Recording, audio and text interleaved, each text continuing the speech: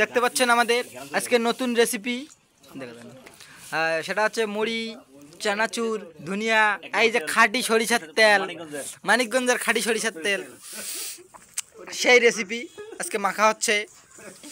এই যে আমাদের শৈল ভাই দেখতে পাচ্ছেন, উনি রান্না বান্না করতেছে, সেই আমাদের সেই রান্না বান্না হচ্ছে। এই যে আমাদের সমন্বয়ক ভাই সাহেব, এই যে সমন্বয়ক ভাই সাহেব উপরে বৈশা, সে একটু ব্যস্ত আছে, যাই হোক নিচে আসবে একটু পর।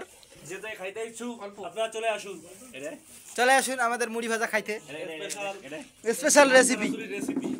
এই যে দেখেন কতগুলো করে তেল দিতেছে, খাঁটি তেল 1 লিটার দেওয়া শেষ।